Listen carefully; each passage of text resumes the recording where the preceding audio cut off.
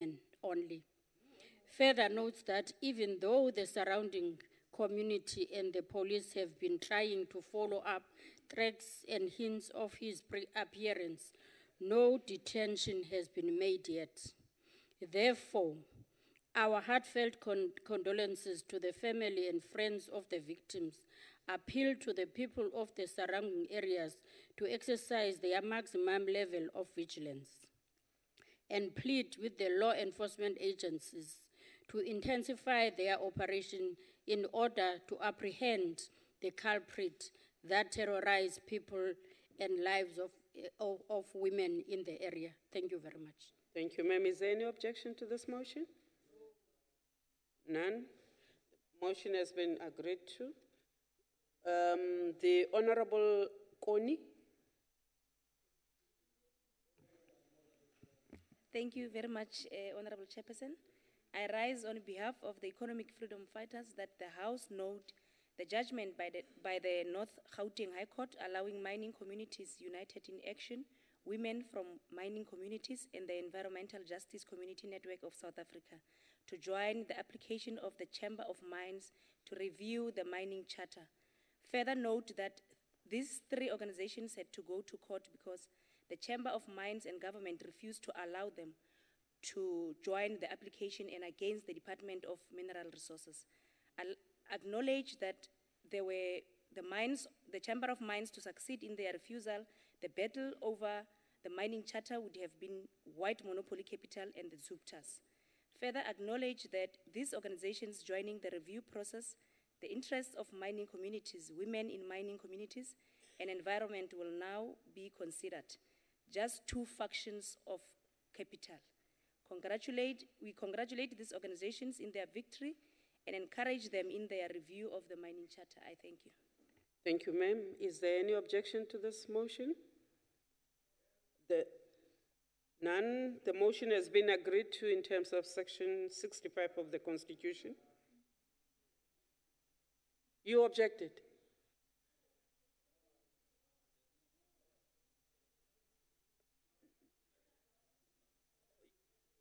Honorable members, order, order. The motion having been objected to is not sustained, but in the light of it, it will now become a motion without notice. The Honorable Lamini.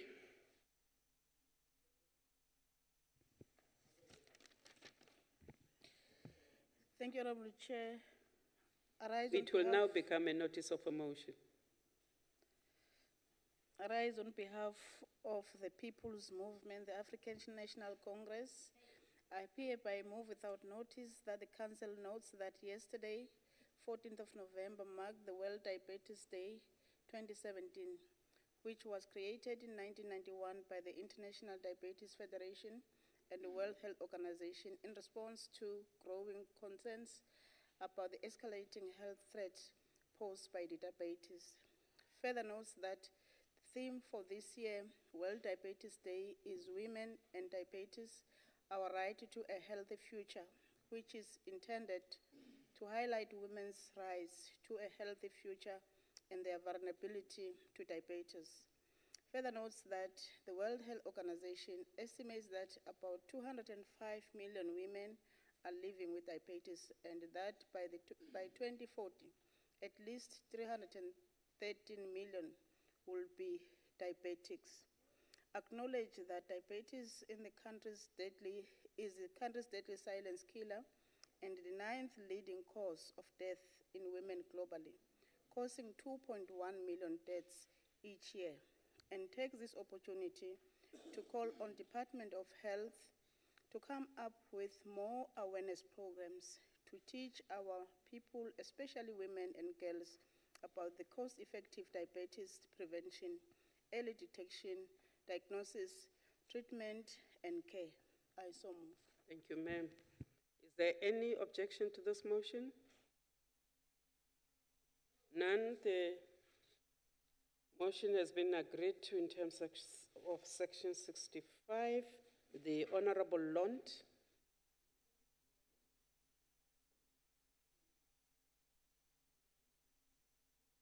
Thank you, Chairperson.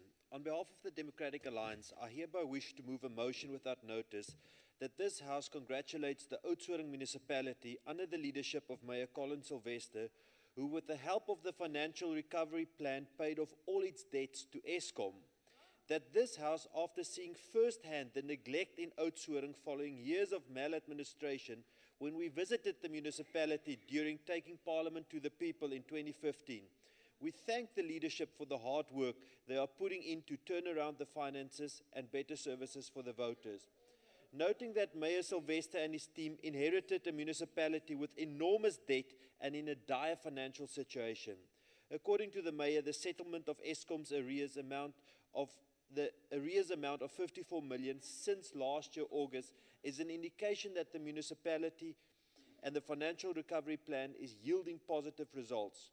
Further, that the municipality is now only awaiting the reversal of the interest charges on the account as agreed upon with Eskom, which was subject to the arrangement being honoured. Eskom had at some stage threatened to switch off the town's lights after the previous administration failed to pay Eskom. This is one of the major achievements since the current administration took over control of the municipality last year August. Thank you and keep up the good work. I so move. Thank you, sir. Is there any objection to this motion? This motion has been objected to. It shall now become a notice of a motion. The Honourable Terry Blanche.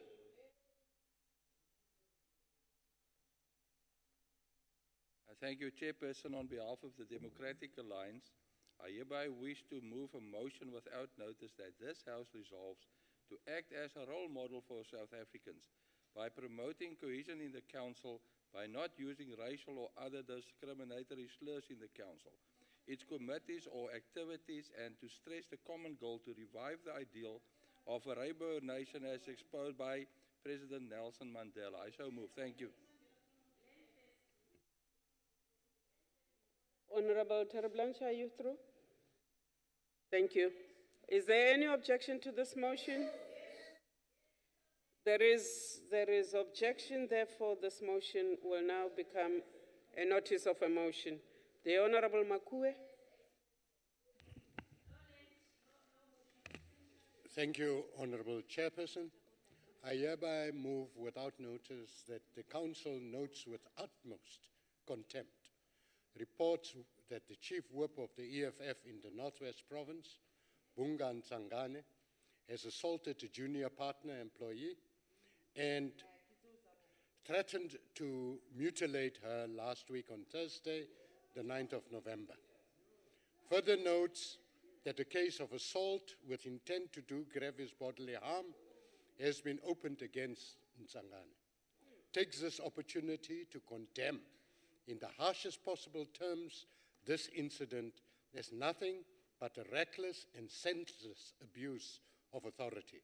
Calls on the police to ensure that Nsangane is brought to book to face the full might of the law for his hideous actions, and further calls on the EFF leadership for stern action against Nsangane and ensure the protection of its employees against violence and abuse by the likes of Nsangane.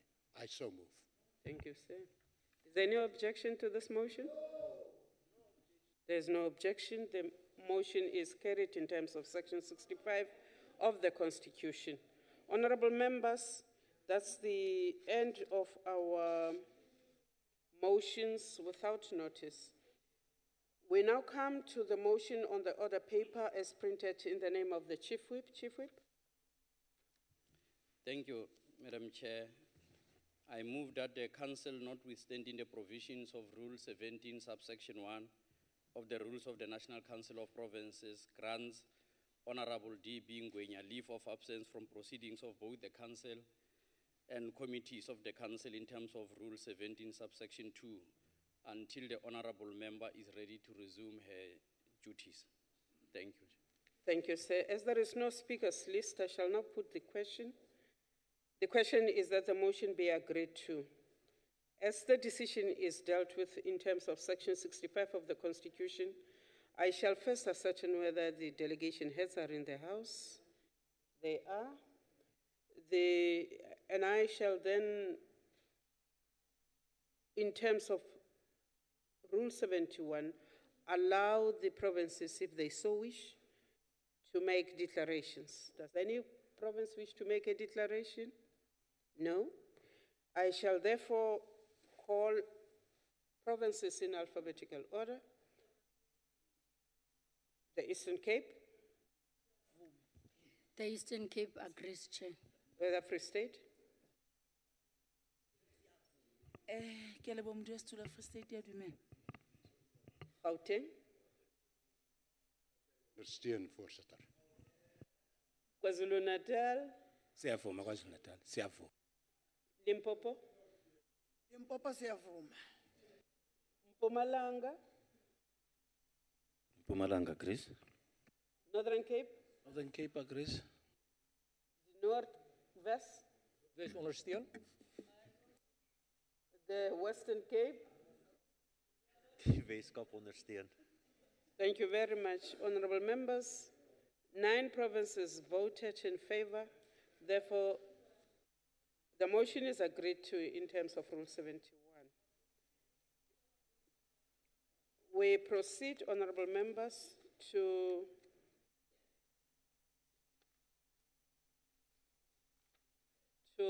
the first order on the paper.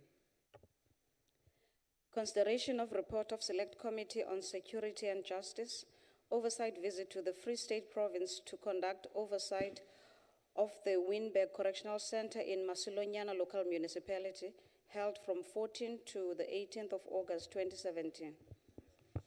I have the pleasure to invite the Honorable Mtimunya.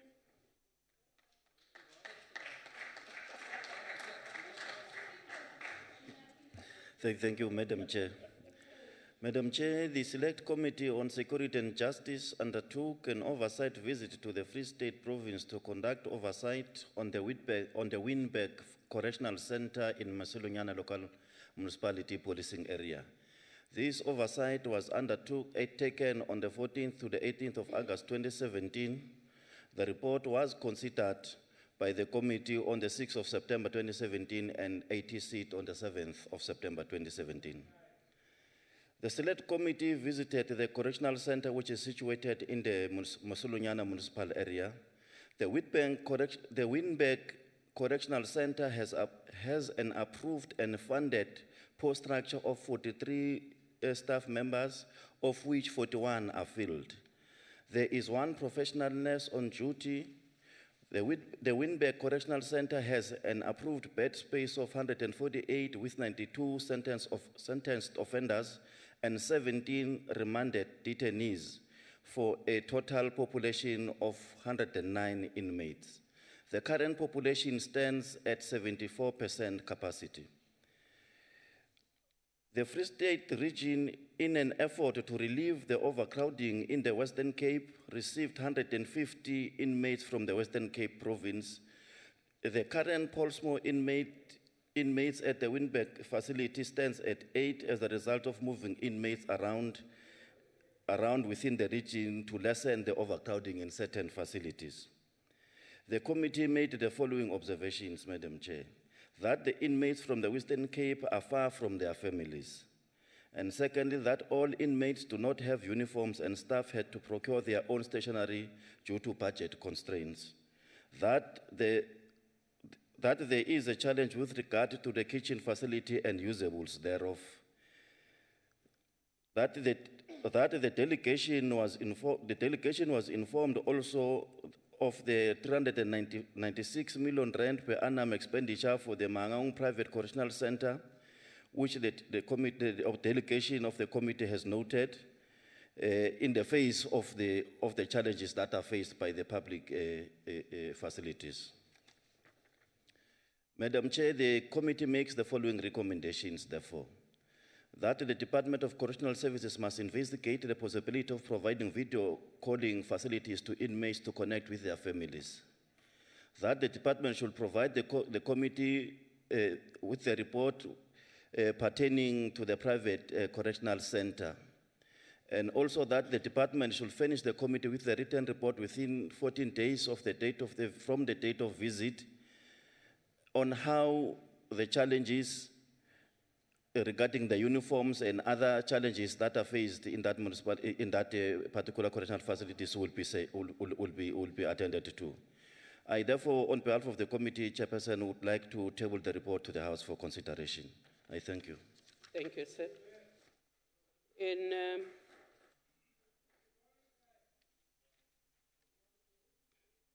Honorable members, I shall now proceed to put the question. And the question is that this report be agreed to. In terms of Rule 71, I shall first allow provinces an opportunity to make their declarations of votes if they so wish. Does any province wish to do so?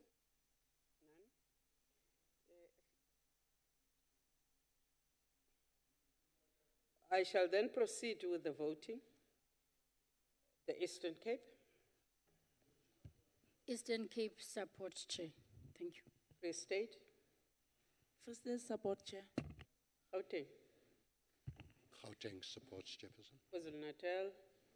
KwaZulu-Natal siyavuma. Limpopo. Limpopo re dumela. Mpumalanga. Sina siyavuma. Northern Cape. Northern Cape yasekela sihlalo muhamba phambili. The Northwest. The Western Cape. Thank you. All 9 provinces have voted in the affirmative. Therefore, the report has been agreed to in terms of Section 71.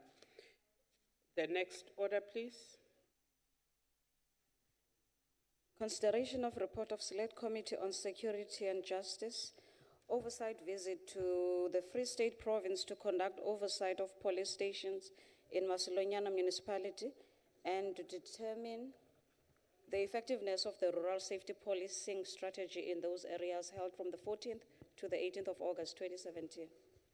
The Honorable Mtimunye.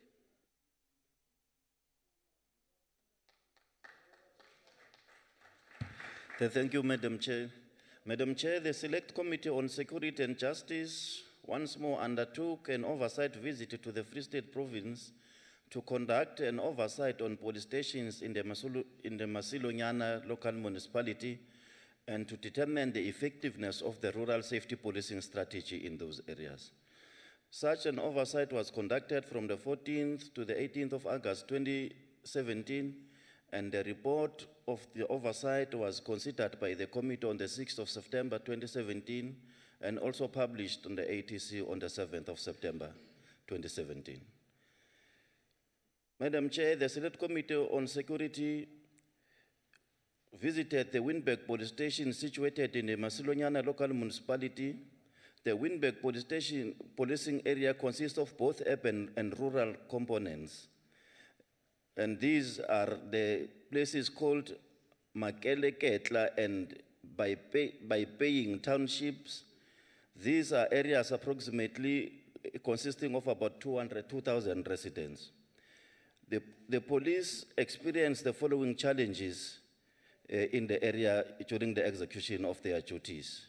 Among others, these include bad roads, lack of lighting in the streets, lack of house numbering, lack of street names in the informal settlement that hinder the response time of the police. And the station has 8 vehicles which are in good condition. In the main, the crime stats in the area inter alia include, among others, the stock theft, common assault, assault with an intent to do grievous bodily harms, which is famously known as assault GBH, as well as housebreaking and theft. The committee chairperson makes the following observations. The committee chairperson makes the following observation. It was concerned with the downgrading of the police station meant that the level and resources allocated to the Winburg police station would be affected. That the vehicle with high kilometers are usually decommissioned and replaced. However, the station's vehicles have very high kilometers and are still in service. That the station reported successfully in reducing farm attacks, and this was largely attributed to the level of cooperation between the police and farmers. The staff morale was reported as being good, as this police station issues certificate to members of the staff on annual basis as reward of good performance. That the Community Policing Forum is fully functional and conduct its mobilization in fighting against crime. The police station reported that many of the cases do not always result in convictions, and many people make use of the mediation process to resolve their cases. Therefore, Chairperson, the committee makes the following recommendations: that the police station must report within 14 days back to the committee in writing on the downgrade of the police station, and that the police station should provide the statistics on convictions and the mediation cases in writing on the committee for the year 2016. That the Committee on Security, therefore the Committee on Security and Justice tabled the report before the House for consideration, Chair. That concludes the debate. I shall now put the question, and the question is that the report be agreed to. In terms of Rule 71, I shall first allow provinces, if they so wish, to make declarations of their votes. None. I shall proceed straight to the voting by province, and I call upon the Eastern Cape. Eastern Cape iyavumelana sihlalo. Free State. Free State idumelana le yona Chairperson. Gauteng. Gauteng agrees to the report. KwaZulu-Natal.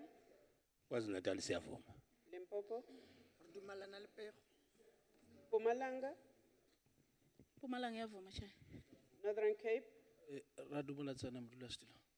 Northwest. First agree. Western Cape. We agree. Thank you very much. All 9 provinces have voted in the affirmative, therefore the report has been carried. We then move on to the next order, the third order of the day. Consideration of report of Select Committee on Security and Justice, oversight visit to the Free State Province to conduct oversight of a police station in Mafube Local Municipality and to determine the effectiveness of the rural safety policing strategy in those areas, held from the 14th to the 18th of August, 2017. Thank you, ma'am. The Honorable Mtimunye. Thank you, Madam Chair. The Select Committee on Security and Justice undertook an oversight visit to the Free State Province to conduct oversight on a police station in Mafube Local Municipality to determine the effectiveness of the rural safety policing strategy in those areas. Such oversight was conducted on the 14th to the 18th of August 2017.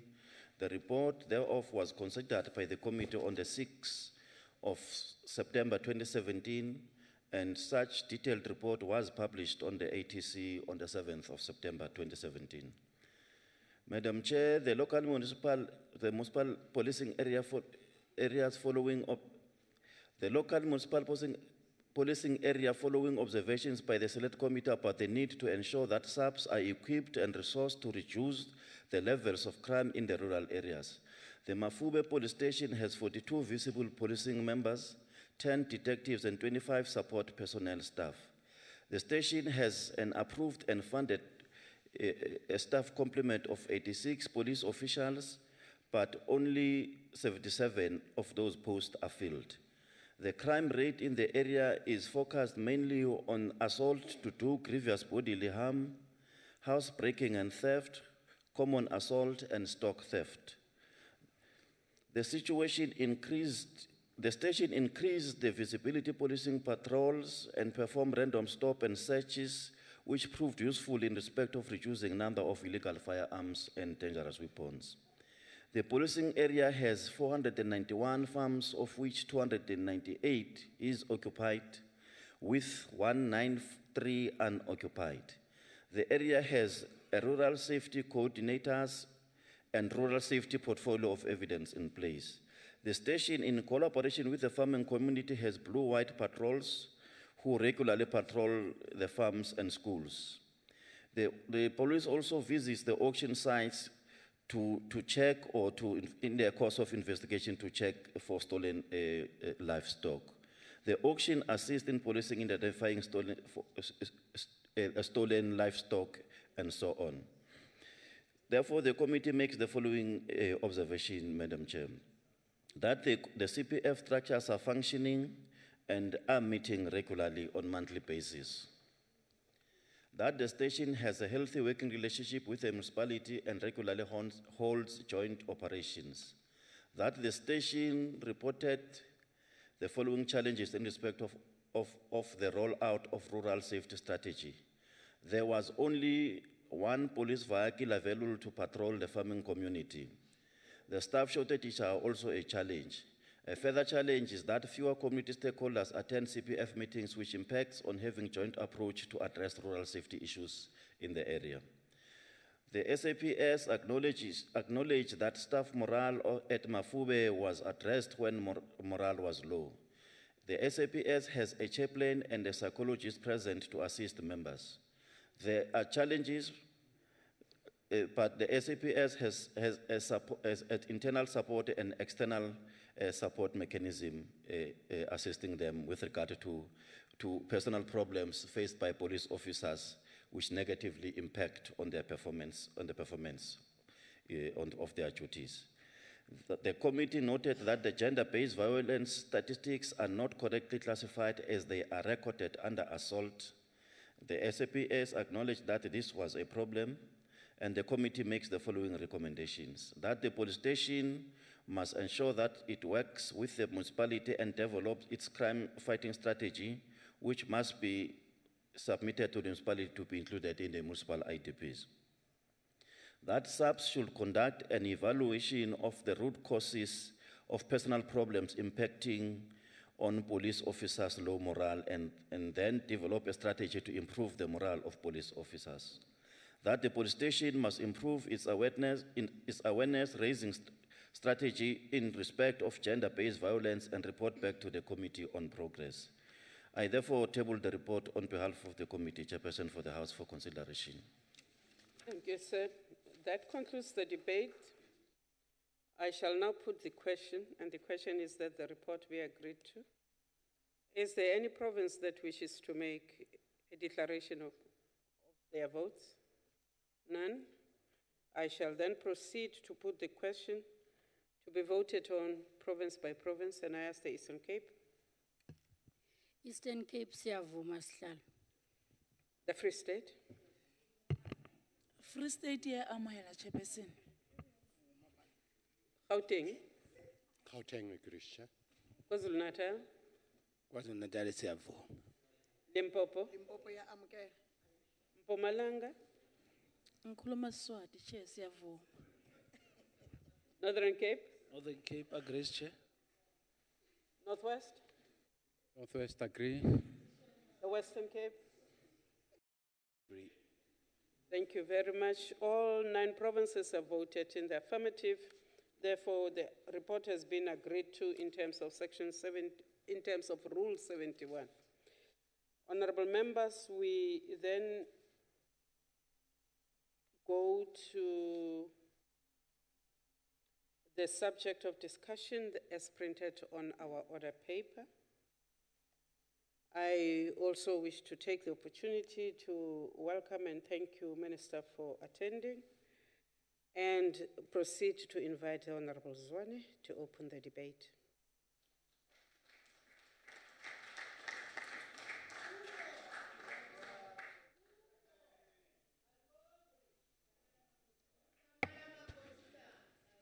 Thank you, Chairperson of Council, the Honorable Minister of Basic Education, Honorable Mtsecha, honorable members of the NCOP, the distinguished guests. It is an honor to participate in this very important debate where we are going to be focusing on challenges facing farm learners throughout the Western Cape, especially in areas such as Woolsley, Stellenbosch, Wellington, and Grabouw. This debate comes during a very important year where the year has been declared as a year to pay our respects to the gallant fighter of freedom, Tata O.R. Tambo, an activist, a teacher, a lawyer, a natural-born leader, a commander-in-chief of military veterans in exile. And Tata Mandela once said of him, and I quote, "A great giant who strode the globe like a colossus," close quotation. The right to education is recognized by international law. That is, states are obliged to provide a minimum of free basic education, of which primary education is considered a component. The ANC-led government of South Africa has made significant strides in incorporating international principles on the right to education into domestic law. Section 29(1)A of the Constitution of the Republic of South Africa, flowing from the Freedom Charter, which stipulates that the doors of learning and culture shall be opened to all, recognizes that everyone has a right to basic education, thereby placing a primary obligation on the state. The South African Schools Act elaborates on this right in its attempt to redress the past injustices based on discrimination in the provision of basic education. With specific reference to farm schools on private property, the 1995 White Paper on Education and Training states that, and I quote, "The duty of public educational institutions is to facilitate access to education of all eligible members of the public, not to frustrate such access," I close quotation.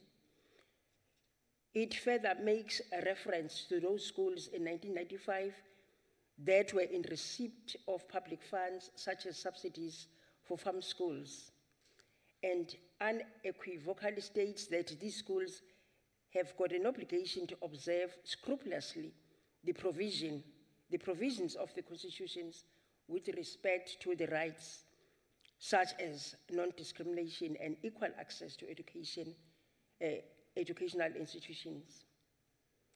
The white paper also points out the reality of the difficulties of farm schools, namely that the situation of farm workers' children may be a special case, since the farmer where the school is built can at the same time be the owner and at the same time be the chairperson of the governing body and is the employer of workers whose children attend the school, and has got powers to issue instructions for child labor. Farm schools are mostly the only accessible site of education for many children whose families live on commercial farms.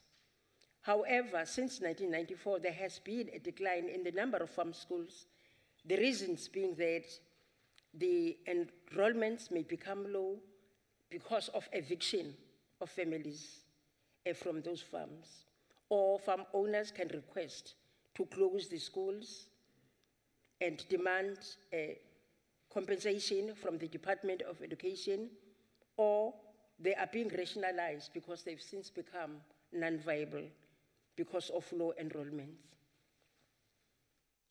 Section 14(1) of SASSA states that a public school may be provided on private property only in terms of an agreement between the member of the Executive Council and the owner of the private property. It also provides for a range of options with regards to the ownership rights of the school. For instance, the farm owner can give the right of the use of the land to the school either free of charge or they can charge a rent. On instances where a decision is taken to close the school, all improvements of the school buildings will either become the property of the farm owner free of charge or in exchange for agreed payment by the farm owner to the Provincial Department of Education. Provision is made for a pre-existing agreement between the state and the farm owner to remain valid for as long as it is consistent with the South African Schools Act and the relevant regulations. Even after years of democratic dispensation, farm schools still remain pathetic, especially in the areas like Wolseley, Stellenbosch, Wellington, and Grabo. You will find that the structures are old and dilapidated. In other instances, you find that it's only one room that is used as a classroom, it is used as an office, it is used as a storeroom, it is used as a kitchen. That is the kind of scenario that would come across as you pay visit to some of these farm schools. And also, you'll find that it is very rare that you'd find running water and electricity. And there's a problem, particularly in the Western Cape, of a condition which we call fetal alcohol syndrome, where children are born mentally retarded simply because during pregnancy, the mothers consumed a lot of alcohol. And we call upon the mothers to ensure that during the period of gestation or pregnancy, they desist from consumption of alcohol, because in the final analysis, that kind of behavior is going to affect the child and they become mental retardates in most cases. The schools are subjected to extreme poverty because the provision of teacher support material, staff provisioning norms are not observed. You find that one teacher is going to teach from grade R up to grade 2. And he's got to do preparation for all these grades. And because there is limited space, you find that all these grades are lumped in one space, one at each corner. And the effectiveness of the dispensation of the curriculum is really compromised. That is multi-grade teaching. And at the same time, the very same teachers are actually expected to conduct assessments for all these grades, and it creates a burden on the teacher. The connection with ICT is a pie in the sky. In most instances, there is no such a facility.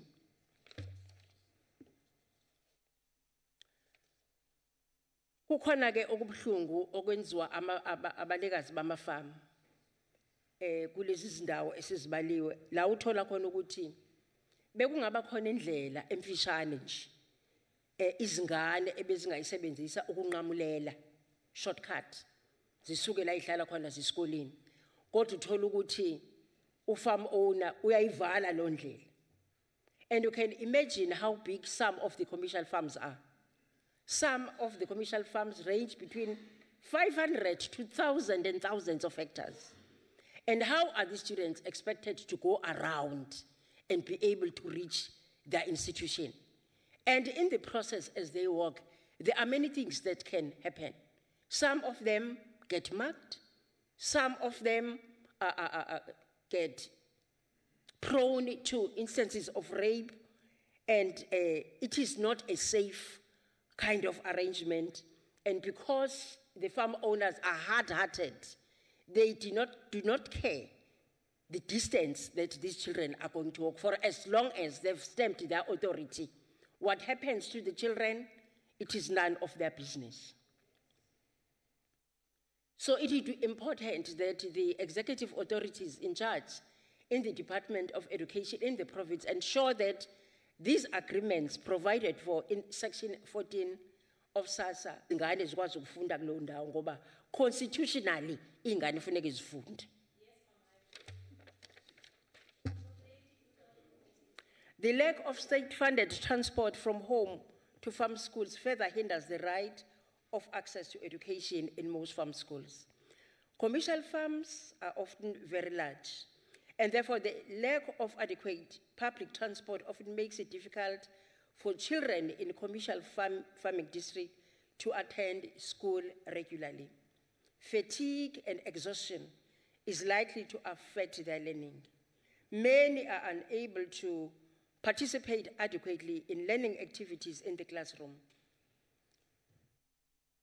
This could result in non-attendance or irregular attendance, thus increasing the rate of dropout, which we are trying by all means to fight. We don't want children to drop out of school prematurely. We want them to finish the grades where they are and proceed with their education.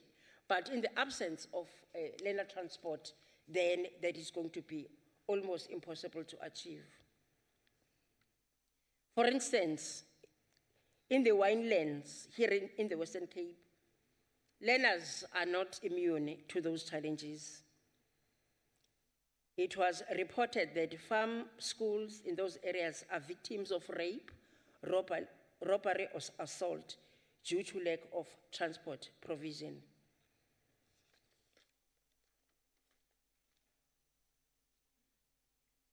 Education in South Africa is compulsory between the ages of 7 and 15, which includes the first 2 years of secondary education.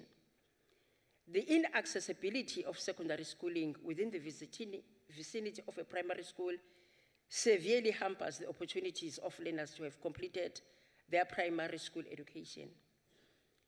The additional costs for a school-going child, such as food, clothing, and transport, are a disincentive to send a child to a secondary school. Often the transport, the rent, or living costs are beyond the reach of most of the parents. What would be ideal is that when the children finish in a primary school close by, they proceed to a secondary school close by. And if there is a need for them to be transported, then the Department of Basic Education in that province is obliged to make sure that there is that flow, because parents cannot afford a situation where their children have got to leave the area where they live and go to the other areas and be subjected to the payment of rent and all the other costs and food and all the other costs that are associated with it. The provision of learner transport is one of the progressive means implemented by our government to redress inequalities of the past. However, the provision of learner transport is constrained by financial issues, financial shortages. The promulgation of learner transport policy and its implementation thereof remains critical for ensuring improved access to quality education. The Department of Transport promulgated the National Learner Transport Policy on the 23rd October 2015. Both the Department of Basic Education and the Department of Transport, as referred in the policy, have clearly defined roles and responsibility of key stakeholders and seek to standardize ways of managing and operating learner transport systems across provinces against what was used in the past. The roles include... Zwane, I'm afraid your time has expired. Thank you, Chairperson. The Honorable Engelbrecht.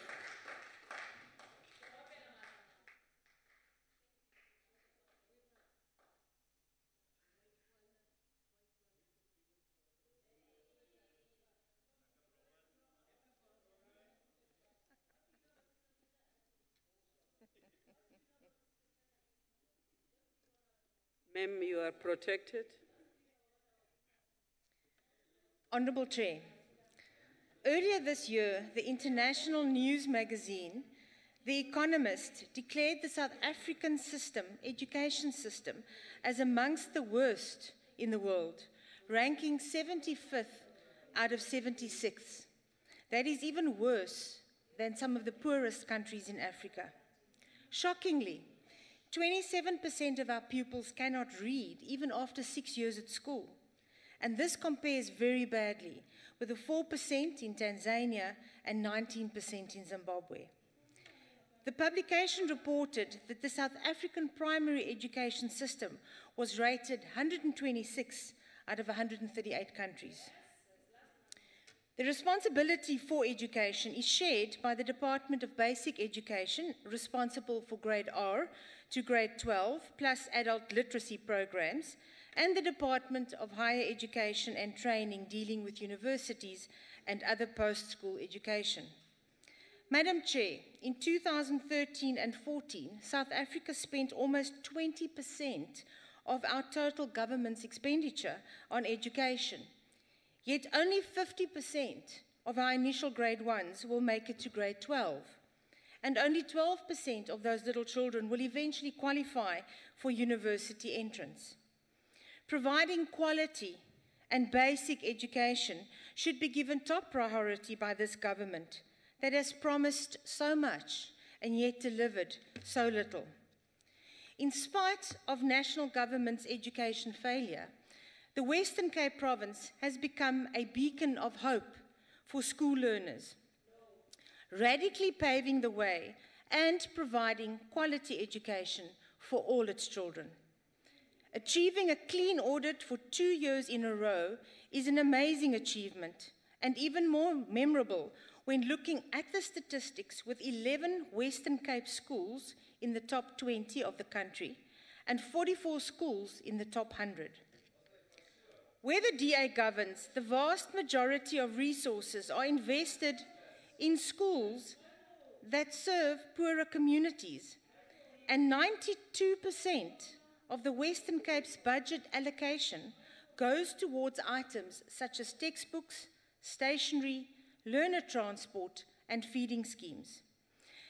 However, due to a failing economy and an impending junk status, our people are suffering and problems abound. Many of our learners grow up without parents and are heading households themselves.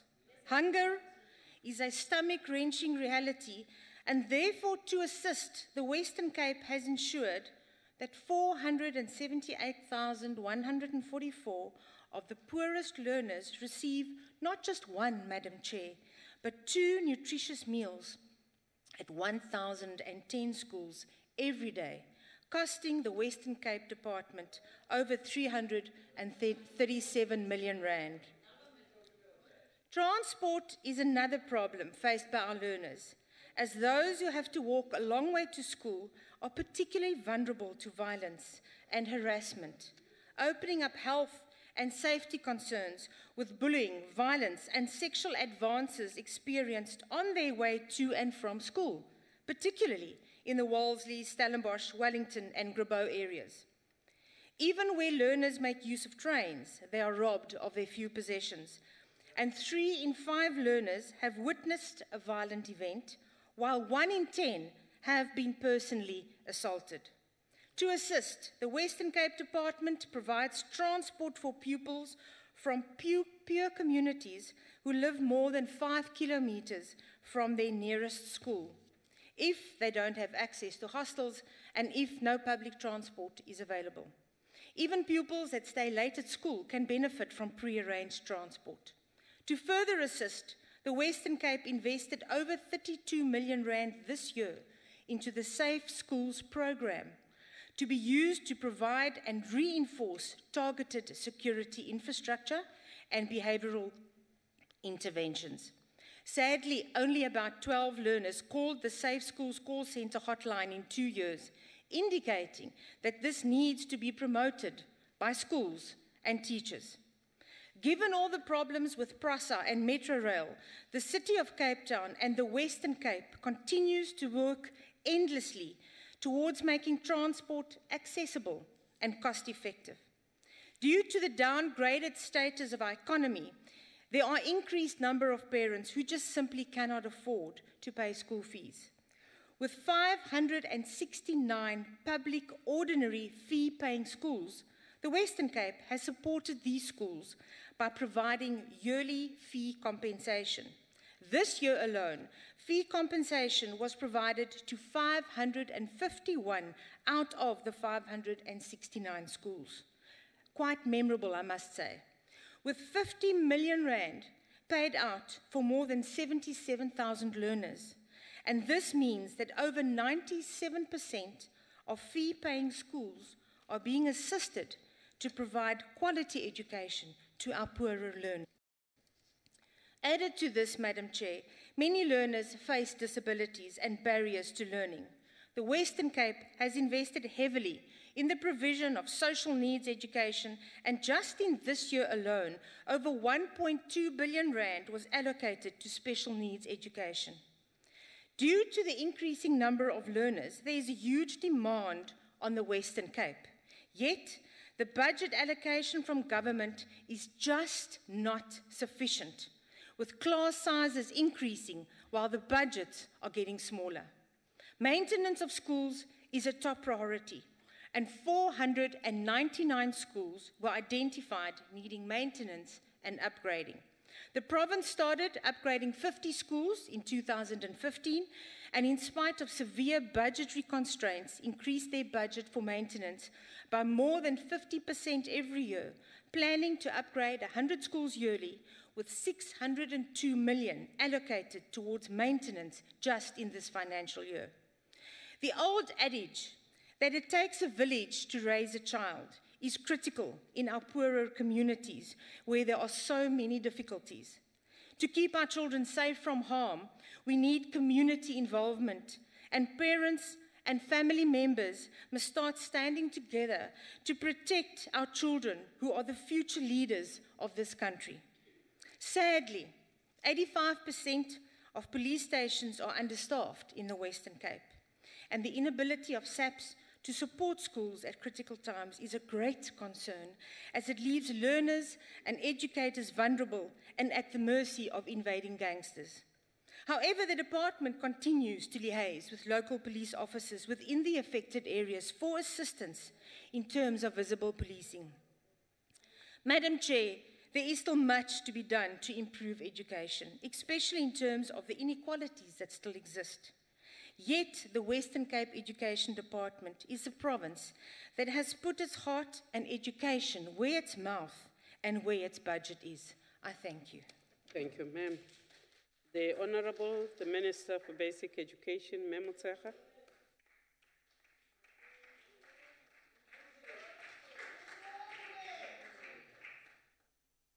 Thank you very much, Chair. Let me also acknowledge the leadership of the NCOP. And Chair, thank you very much for giving us this opportunity, but let me just quickly help the last speaker before I get to my notes, because I'm not into the business of comparing one province to the other, because kids in the Western Cape are also our kids nationally.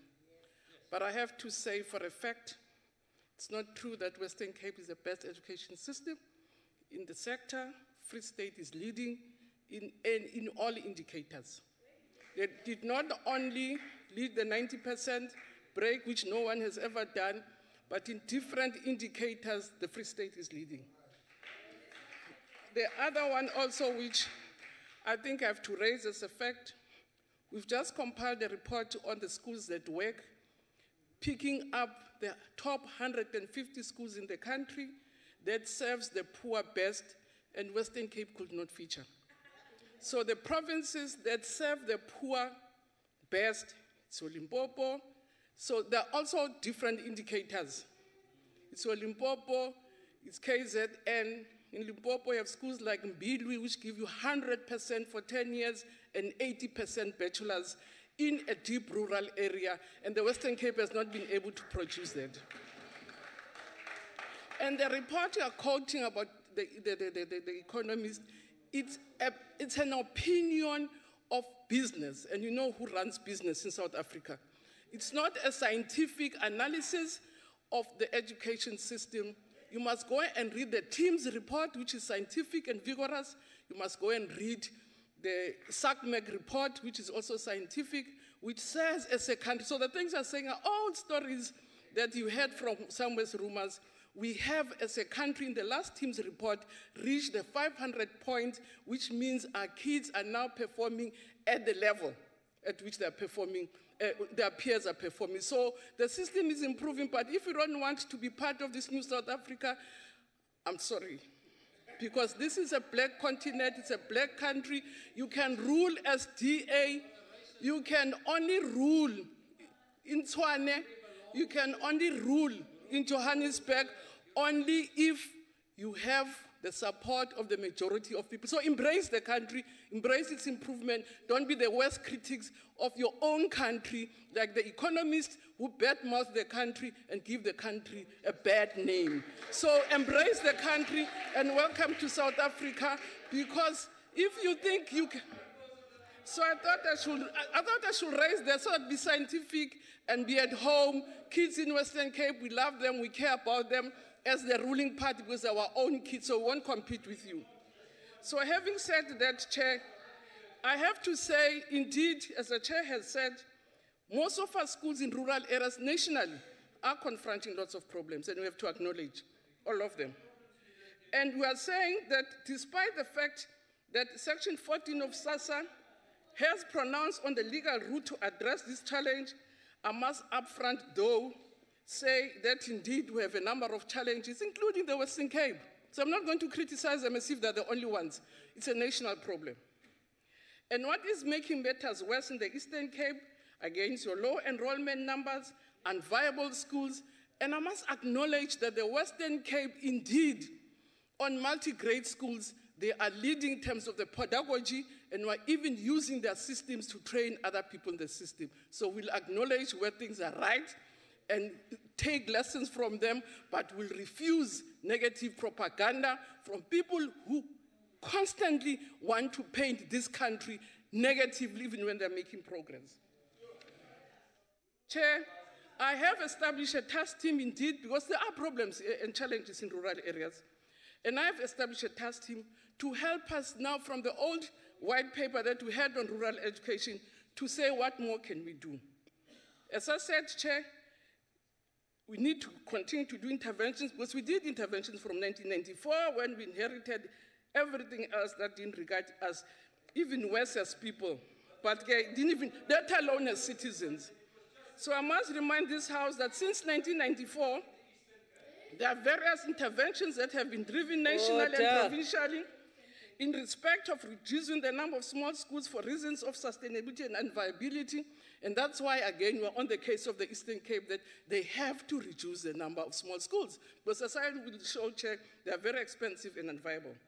And some of the interventions have been very successful, and they have been driven by a criteria which has to help us to focus on pedagogical, social, and political considerations. Because here in the Western Cape, and these are my colleagues, African kids are made to drive past schools because COSA is not provided. Tell me if it's not racist. And past existing schools. So on the oversight visiting the Western Cape nationally, a number of concerns were registered around farm schools, and they have revealed that it is necessary to re-examine some of the criteria as well as political considerations, which I have spoken about in the talk. I also have to acknowledge that small schools are unviable and very costly to provinces. I'll just share with you the challenges that provinces encounter and really affect the entire system. For instance, in the Eastern Cape, for instance, in Karoo, there are 3,102 learners in 62 schools, and the province has to provide 192, which is extra 78 teachers. So in total, of the schools that are provided, the number of learners and what the province has to provide and what the Financial Commission gives the province is carrying 248 more teachers because of the problem of rural schools or in small schools. And it affects the budgets of provinces. And that's why people don't understand. We'll say our teacher ratio is 1:40, but in urban areas we find that we have overcrowded classes because the majority of teachers are taken up by these small and viable schools because you can't give a school only one teacher. So it is a very expensive exercise. So indeed, Chair, we agree that there is a need to improve the quality of education in rural areas, and some of the policy implications is that we have to define what is a classification of rural schools. We have to review the alignment curriculum offered in these schools. The recruitment and retention is a major issue in these schools, and the resourcing, as I've illustrated, it is a challenge in these schools. As I said, we also, and I really want to repeat this, Western Cape indeed, in terms of pedagogy, of multi-grade teaching, because they have a strong ICT back, they are one of the best in the country. which does not mean that I accept what the member of the DA said about Western Cape being the best system. It's not. Take from us, we'll tell you about the baskets of provision. So poor people in the Western Cape, those migrants are still struggling. So secondly, Chair, we say we have to identify these schools which are pedagogically unsustainable. We're working with provinces, but as the Speaker said, it is not possible to close some of the schools.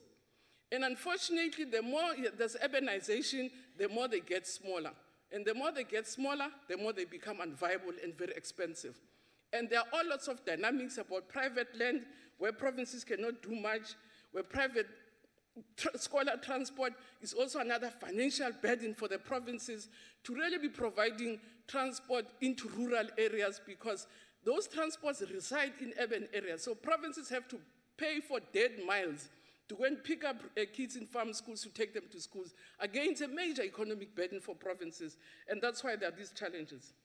But as I say, we're doing all we can, and fourthly, I want to say different provinces have and are exploring models of dealing with these small schools. And some of them are socially also problematic. For instance, in Mpumalanga, in order to respond to public schools, to small schools, has decided on boarding school, on bigger boarding schools. It's a viable option for high school kids, remember. You can't socialize small kids. A small child is better off with the poorest mother than being in an institution because it has long-term social problems. And those are the problems that are facing the provinces to say, yes, indeed, in Mpumalanga can build these boarding schools, but you can't institutionalize children too early. They have to grow up in families. And so you have this major problem where you do it, you are doomed, you don't do it, you are doomed. So as I say, we've started as a sector to explore models which includes the provision of hostels, which I'm saying, yes, it is good, but it also has its challenges, especially if we're encouraging it only for senior and FET phases, which still leaves the sector with the challenge of these small and viable schools. On the other side, the provinces are embarking on rationalizations of schools. Again, we are not able to rationalize all of them. Again, it's a very difficult process, as we have experienced here in the Western Cape and the Eastern Cape, that communities object, they oppose, and it really creates lots of challenges for the sector. And each of the models that the provinces are using, they carry with them costs, but they also carry, as I say, social implications for the learner. But what is very critical, Chair, is to stress that we cannot always assume that small schools should be closed, because there is no alternative sometimes, and that's why the Western Cape has created a very good model in terms of usage of ICTs, and we find that it's even more effective than in the schools that are not small because of the strength and the power of the ICTs. So, Madam Chairperson and members, let me conclude by saying that we can see from our enrollment data that the percentage of learners in towns and cities is continually increasing, and one may think that this will lead to fewer small schools in rural and farm schools. In fact, the opposite applies. As rural areas and farms become depopulated, schools that are medium-sized become even smaller. Rural areas and farms become less populated, but they seldom close out together. There are always some learners that are left behind who continue to need schooling, and there is a limit to how much one can manage small schools. A school with 10 or 20 learners in a remote area or a farm is often more efficient than transporting those learners every day elsewhere or placing them in a hostel or school. So some years ago, we did decide that the minimum number of educators per learner should be 2, but this rule was applied throughout Western Cape, though not in several other provinces. So in 2016, there were only 3 schools in the Western Cape reporting to have just 1 educator in the SNAP survey. And as I say, this burdens them because they had to increase the number of teachers to make sure that those schools can offer a broader curriculum. But then it robs them of those teachers who are supposed to be deployed elsewhere. So nationally, there are still 300 such schools, and most of them are in the Free State and the Western Cape. In the Western Cape, in Eastern Cape, for instance, we have almost 1,000 schools, which we have declared as unviable, but as I say, it's not a very easy exercise to go around. So in 2016, 164 schools in the Western Cape did report having 2 educators, and as I said, just explained to you, Chair, that the implications are dire for the province because it means they have to rob Peter to pay. So they have to put more resources in rural areas, and as a result, it affects their urban schools. Maybe that's why they're not even able to feature in the 150 schools top in the country that serves poor learners efficiently. But we agree, Chair, that we have as a sector to accelerate the policy formulation for public schools in rural and farm schools, because these schools, again, have to be turned into viable and sustainable centers of excellence. And as I said, the Western Cape has started and is leading in terms of the best practice of how to accommodate and work with rural schools in a very efficient way as compared to any other province in the country, which does not make them the leading system in the country. Free State is still leading. Thank you, Minister. The Honorable Koni.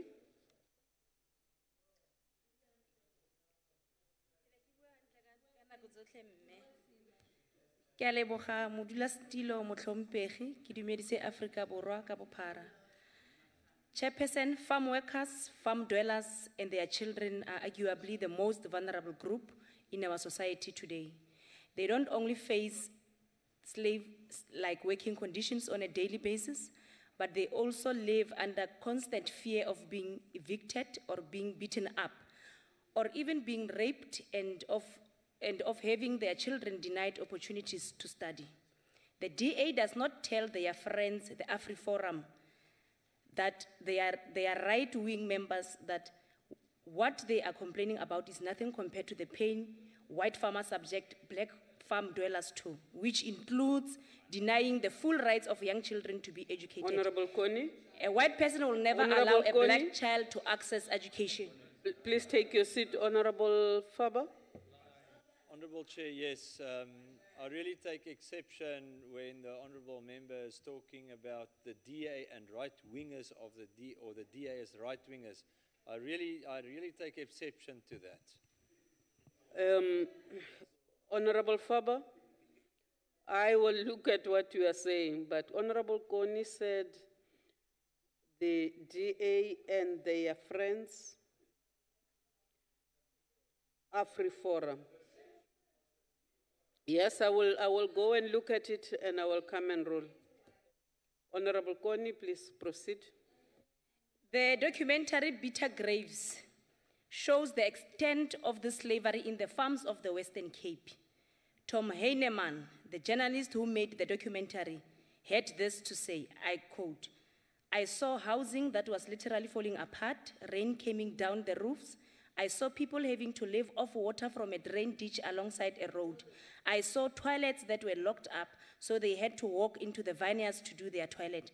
I saw very, very depressing things," close quote. Under such conditions, we cannot expect any proper teaching and learning to happen. Farmers are doing this deliberately to ensure generations of dependent and cheap labor, and they are being assisted by their pals, the DA. The DA government itself here in the Western Cape led a vicious campaign over the past few years to close down farm schools under the pretext that these were no longer able to run. In 2015 alone, they aimed to and closed more than 300 Western Cape schools with fewer than 250 pupils. Most of these were obviously farm schools. How does the DA expect to have more than 250 children per school in farming areas?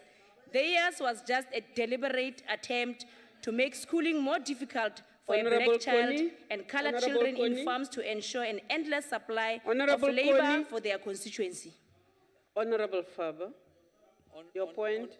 Honourable Chair, as Honourable Connie is so well informed, would she take a question, please? Honourable Connie, are you willing to take a question? We are both from Northern Cape. I would gladly take the question in Kimberley, Saturday. In Kimberley, sir, not in the House. Please proceed.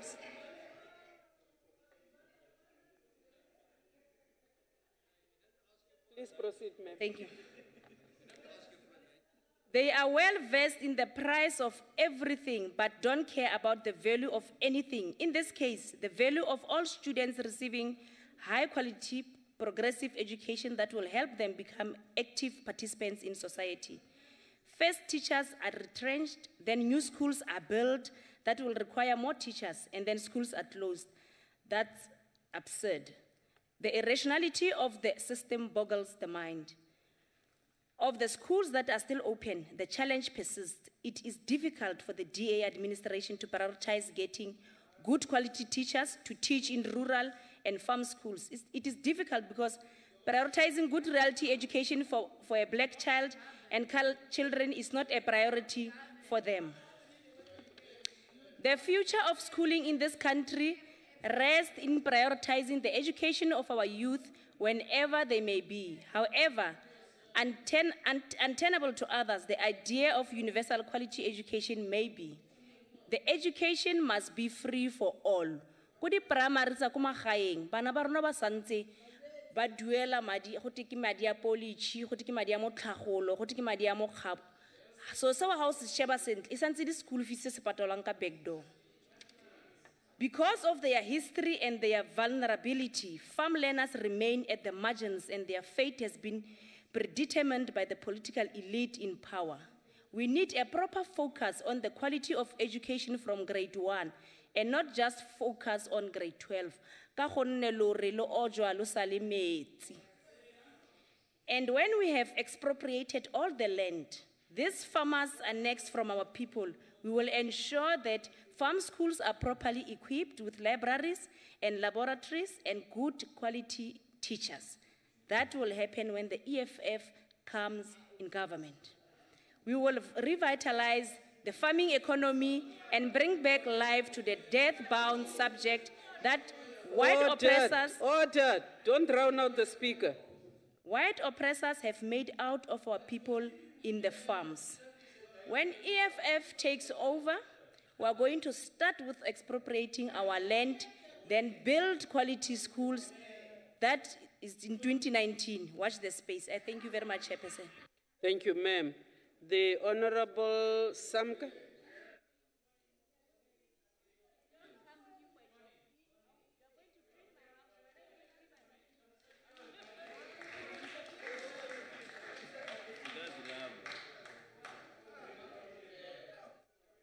Order, members. Honorable Chairperson. Order. Allow me to say all protocol observed. Honorable Chairperson, as we are nearing the end of 2017, which was dedicated to the celebration of O.R. Tambo Centenary, I wish to appreciate this opportunity to represent the ANC of our forebearers, such as the stalwart himself. Indeed, as we celebrate 20 years of the existence of the Constitution of South Africa, we revel in the knowledge that O.R. Tambo, a revolutionary par excellence, fought the good fight till the end. Our glee is expressed concisely by Justice Albie Sachs, who maintains that if the Constitution of South Africa would be dissected into DNA strands, one will definitely find traces of O.R. Tambo in its genetic makeup. If one doubts that the ANC fought tooth and nail for the freedom which we now enjoy, one should consider the utterances of former President Hendrik Verwoerd, the architect of apartheid, who asserted that there is no use to teaching the black child mathematics and science because, open quote, there is no place for the Bantu in the European community above the level of certain forms of labor. What is the use of teaching the Bantu child mathematics when it cannot use it in practice? That is quite absurd. Education must train people in accordance with their opportunities in life, according to the sphere in which they live. Close quote. This arrogance shown towards fellow human beings is telling of the bleak future that black people would have been doomed to Had the ANC not established means to bulldoze the anti-apartheid struggle for the realization of the rights of the black population, one is left asking these questions. Could it be this arrogance towards non-white people that has led to such disparities in the provision of recreational facilities that are in essence geared towards stimulating the mind of the colored and black child? Could it be the case that libraries and other mental stimulating equipment is the preserve of the erstwhile Model C schools whose demographics are largely white and generally middle income to wealthy in nature? The ANC maintains that there is a need for more and better schools buildings and other education and training facilities, which should be addressed as a matter of urgency. The gap between schools are found in historically and colored areas or homelands, and those that in historically white areas is fundamental. The infrastructure, recreational facilities and furniture, or lack thereof, in a school becomes a mitigating factor in the outcomes and work that a learner produces. It not only affects the learners, but also the teachers during the process of teaching and learning. Lack of infrastructure and facilities also play a role in the lack of qualified teachers in rural and farm areas, thus making the achievement of quality rural education and a great challenge. A closer look at the South Africa Survey 2017, issued by the South African Institute of Race Relations, reveals that in 2016, 66.8% of schools in the Western Cape do not have laboratories. 40.7% were without computer facilities. Only 30.1% of the schools had a stocked library, and 359 schools were without sport facilities. The presentation Honorable of this Samka, please take your seat. Honorable Engelbrecht. Madam Chair, I'd just like to know whether the honourable member who is prepared to take a question. Honorable Samka, will you take a question? Not at all, Honorable Chair. Not at all, ma'am. Please continue, ma'am. The presentation of these statistics is of utmost importance, as it is these very facilities which foster social cohesion in earnest. The ANC maintains that in order for us to contribute in a meaningful manner towards the development of a better South Africa, sport and recreation infrastructure and services must be accessible to all South Africans, as they are central to the improvement of the quality of life of all citizens. Furthermore, Honorable Chairperson, the National Development Plan confirms that the best place to instill changes and lifestyles is at school. This is confirmed in that young people of school-going age spend a vast majority of their day tending to schooling activities. It is thus of crucial importance that these facilities are provided. Any shortages or challenges thereof pose a serious threat to the overall development of young people. In this case, these shortages add insult to injury, as the young people in question are already found in farm schools on the outskirts of the main towns or cities, and face other challenges such as the perils attached to scholar transport shortages. Honorable Chairperson, the disparities found in the farm schools must, as a matter of urgency, be dealt with, as the ANC of the view that the march towards a truly constructed, transformed, unified and development South Africa, whose citizens enjoy better and fulfilling lives. I thank you, Honorable Chairperson. And in Emizuzu, seconds. Take a question. Honorable Chairperson, National Chairperson of the National Council of Provinces. You know what? Ndikhulele pha ezilalini. Kunamadoda abaphanga sebuhlanti adla ngokusebenzisa intonga esoja inyama. Uzawuphawula into yoba le ntonga akojiwa ngayo inyama izuyibhaqa le nyama xa seyityiwa izawutyiwa ngabathile kwenzeka loo nto ke kule ndlu esihleli kuyo namhlanje. Kukho abantu abaziinkuni zokoja ukuze ekugqibeleni bangaxhamli nakuloo nyama babeyoja. Yimeko ke abantu baseMzantsi Afrika baphila kuyo. Baziinkuni zokoja ukuze kuxhamle abanye abantu kule nyama bebeyoja. Enkosi sihlalo. Enkosi ma. Thank you.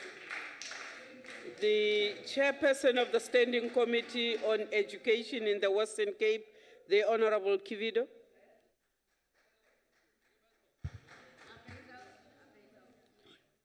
Honorable Chairperson, Honorable National Minister of Basic Education, Honorable Angie Mocheka, Honorable members, our people from all corners of South Africa, distinguished guests, ladies and gentlemen, good afternoon, colleagues.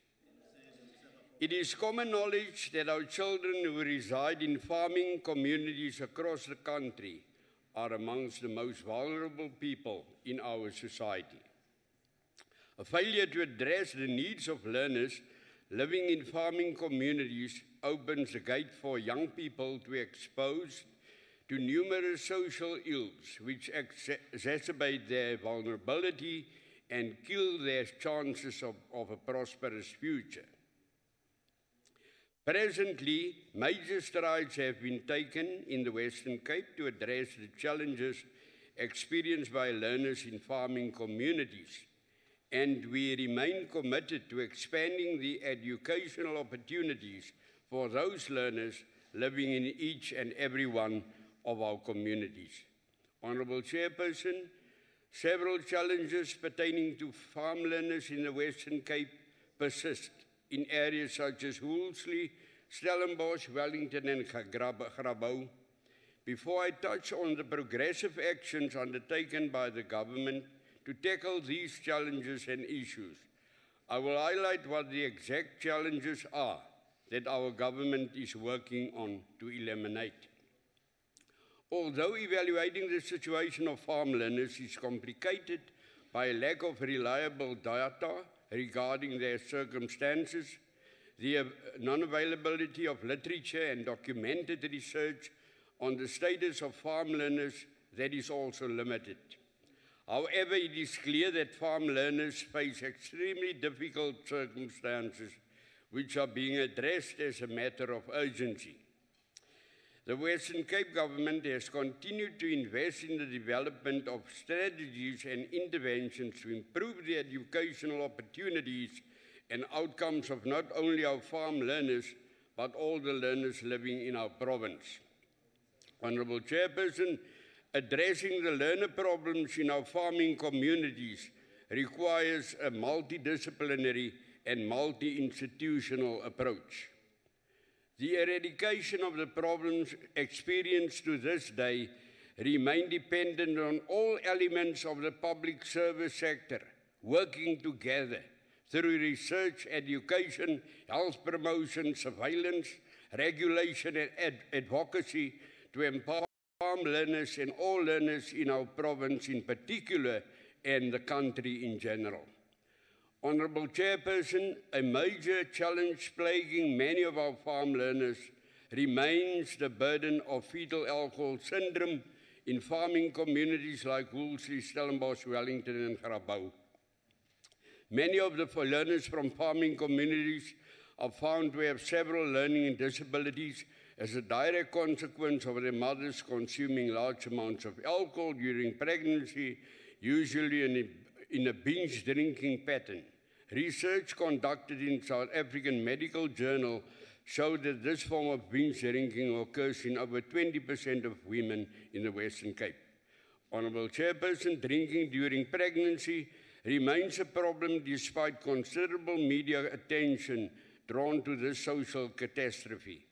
Increased efforts are being made by our provincial government to limit alcohol harm in farming communities in our province. Heavy drinking has been socially entrenched and normalized through a history including but not restricted to the thought system. For many women, the underlying social determinants of heavy alcohol consumption remain unchanged and include poor socioeconomic conditions, single-parent families, and low levels of maternal education, ongoing use of tobacco and other substances, and a lack of alternative recreational opportunities. Our government has not only recognized this challenge in our respective farming communities, but has taken the necessary steps to address the problem of FOSS. The Western Cape government has implemented a Pregnant Women Mentoring Program, PWMP, which trains and equips community members with the relevant information about FOSS, as well as the techniques and measures that can be used to raise awareness about the problem across the communities. This method is largely successful as it is community-driven. Through this program, women together with their partners are educated about FAS and FASD and are also provided with continuous support from mentors to abstain from drinking and to make healthy lifestyle choices.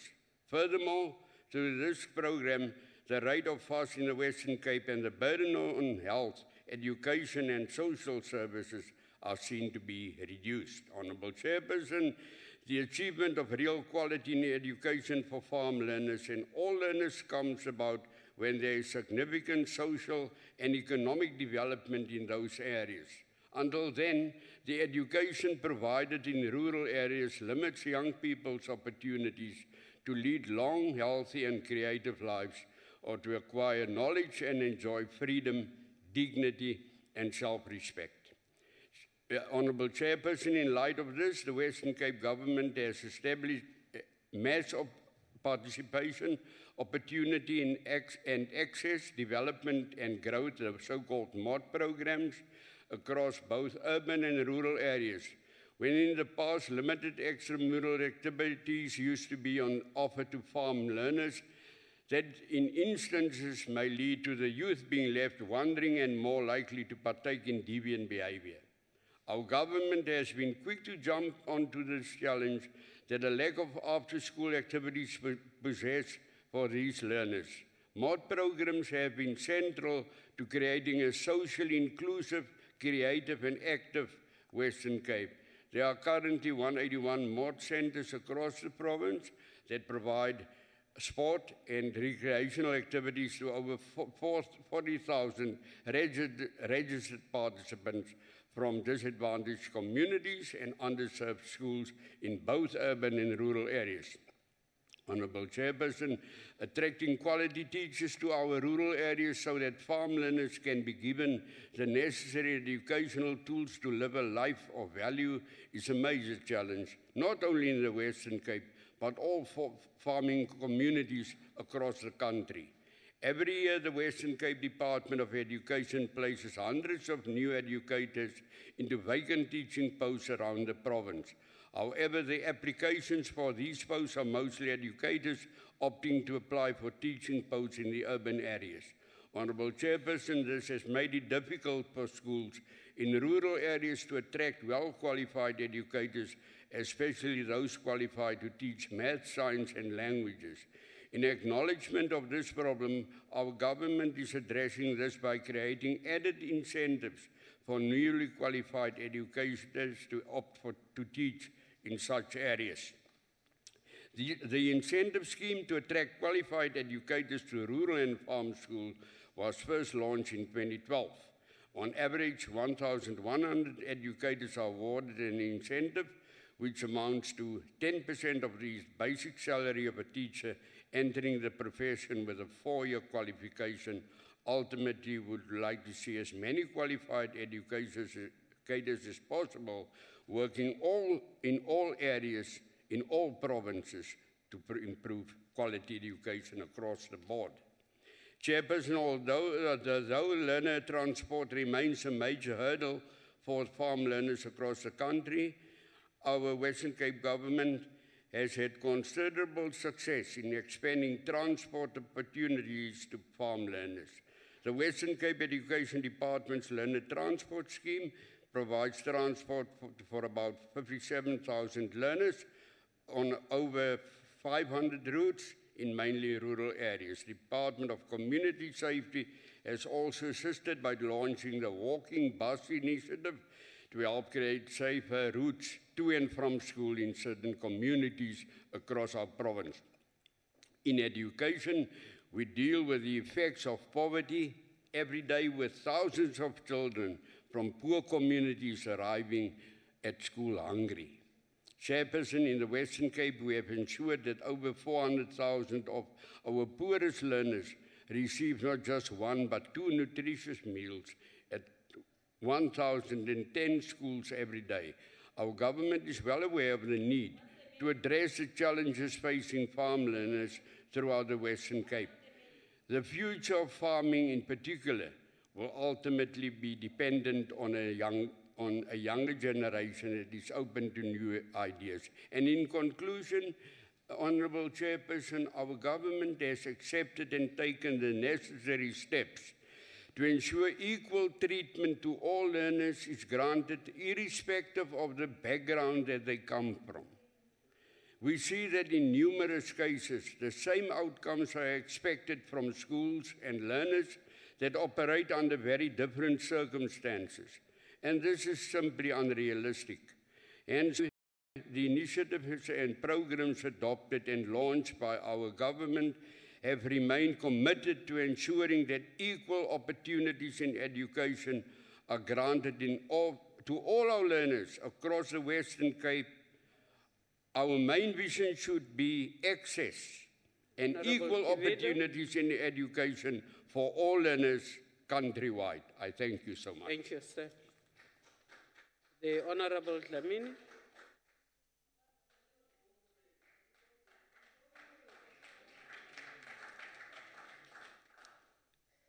Thank you very much, Honourable Chair. My greetings to you, Minister in absentia, honourable members, special delegates, and the public out there.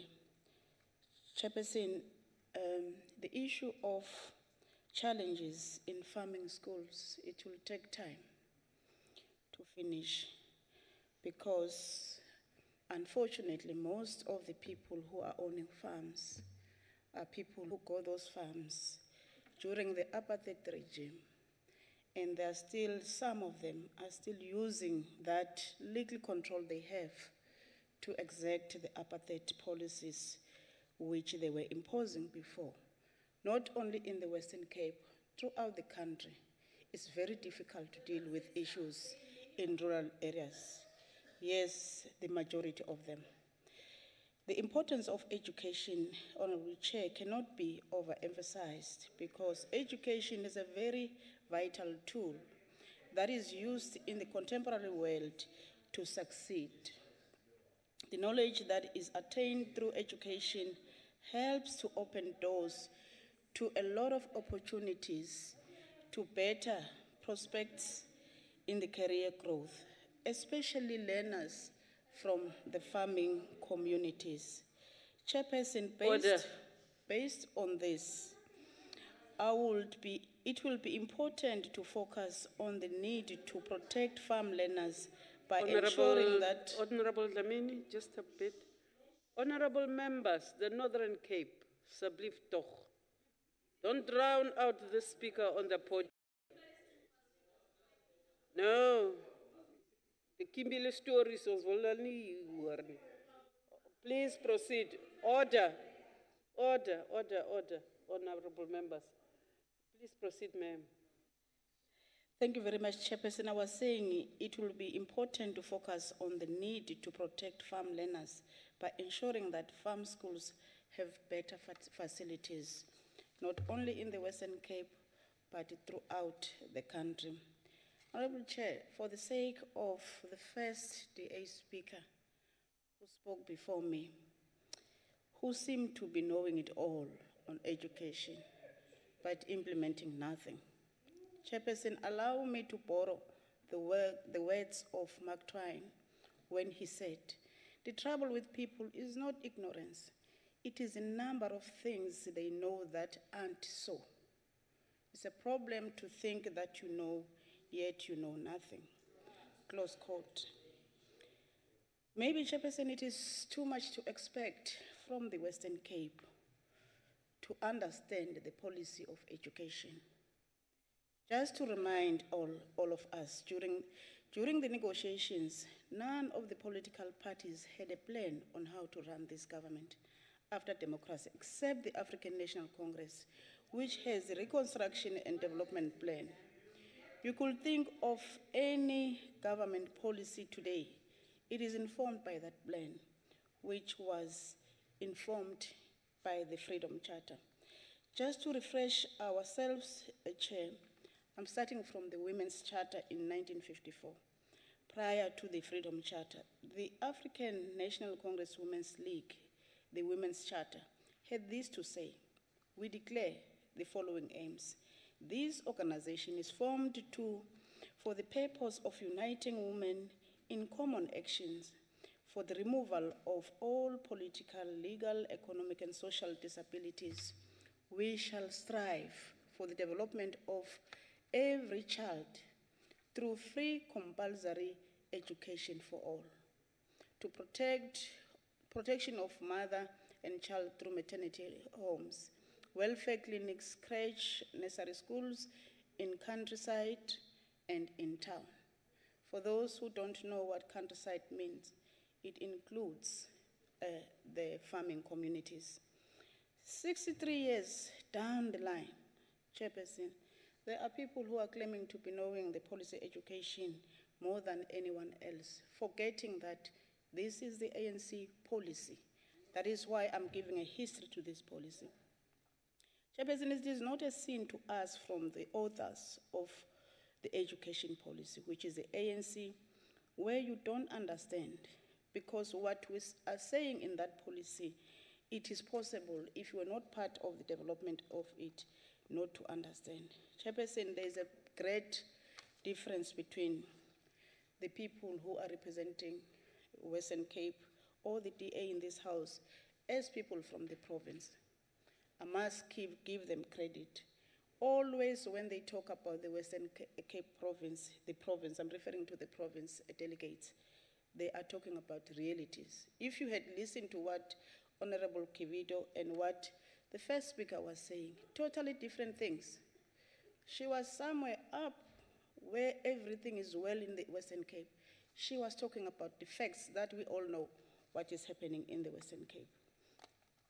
Even though farms are described as private owned, despite the fact that we understand that those people, how they got the land, which was more than evil, to be honest with you, Chair, taking a land from the original owner, giving it to somebody else, and control that person. It's more than evil. I don't know, I don't have words to describe that. But the government has come up with the act that deals with that.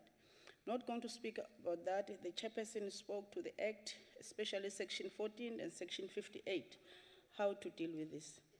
The protection of learners does not only lie in ensuring that schools have fencing and adequate security, it also includes protecting learners from misplacement, where relocation is made to seem like the merging of schools, when it is in fact creating bigger problems for learners. This leads to learners being placed in schools much further from their homes, in areas where scholar transport is already a major concern. Honorable Kivido, you still have a lot of challenges in terms of scholar transport. If you could look at the research or audit that was done by the Equal Education, there are also open letters of the students where they are talking about transport. In fact, they went further to request for bicycles in order to use them as a scholar transport. Chairperson, it is imperative that the Western Cape Education Department plays its role in the development of learners in farm schools. We are no longer under the apartheid government, where farm owners were able to open and close state-subsidized schools situated on their property as they wish. Now we have an act.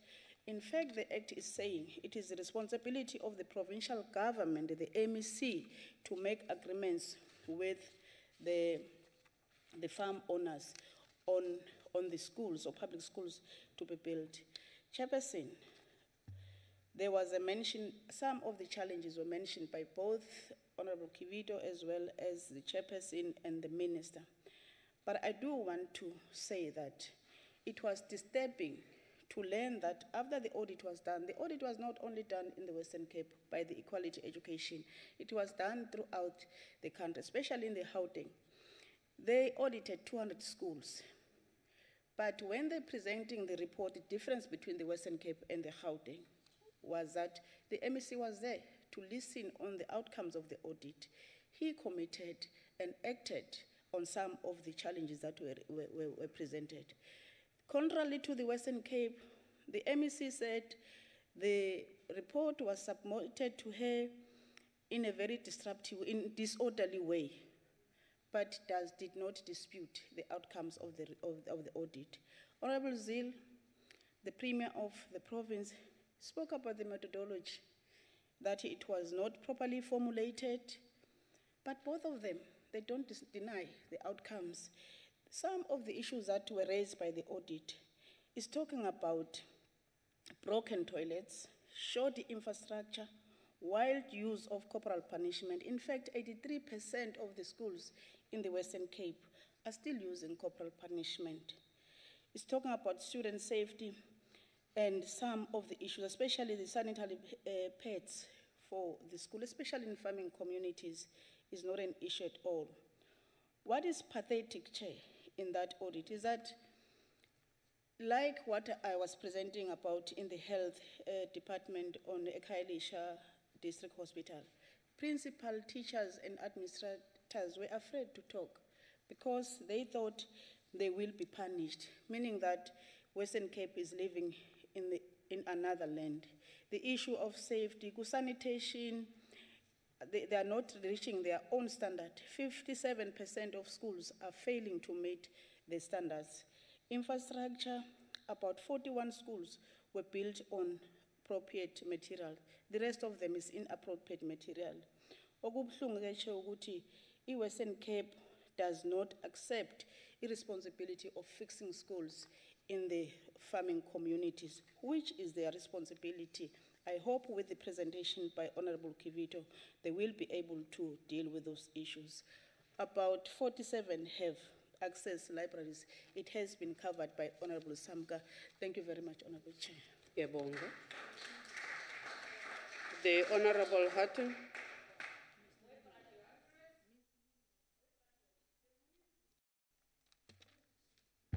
Thank you, Honourable Chair. I think there's consensus amongst all the speakers here that school transport is a problem, that it exposes our children to unnecessary risks. We can also refer to the Women on Farms project, who had interviews with 320 grades 6 to 12 pupils in the places that were mentioned earlier. 50% of the respondents have been robbed while walking to and from school. 25% girl respondents had been approached for sex, and 2 girls were raped on their way to school. 60% said they could not attend extra classes or play sport because of the lack of transport. So physical safety of our children is compromised by the lack of transport. Now, let me get back to what the minister said. And I really welcomed her to be back here because she always brings some balance into the House. And then she didn't disappoint by starting off and saying she does not compare provinces. They are all her children and she looks after all of them. But then in the same breath, she repudiated herself and then continued with a typical Lutuli House line to use the Western Cape out of jealousy as a punch bag. You know, and then she brought in some statistics to prove her point. which reminded me of Benjamin Disraeli's statement when he said, there are three types of lies. It's lies, damn lies, and statistics. Facts, and there's also another quote, facts are stubborn things, but statistics are pliable. It's an ANC line to use the Western Cape as a punching bag all the time. The question is why? Now let me come to, just refer to Honorable Samka, who also used the punch bag tactics, but then she went off complaining about not getting meat, which reminded me of Honorable Julius that said here, you know, those cuckoo revolutionaries looking for food everywhere, looking for food and forgetting about the looting that's happening out there. Don't worry about the food, well, worry about our children, Honorable Samka. Now the questioner, you know, yesterday we had a confession in this house where a member said he defrauded the AG by cooking the books. He's a fraudster. He's a member here. But I must also confess today, I believe that the Honorable Zwane, chairperson of Education Select Committee, was honest in bringing the topic here. But she was not honest.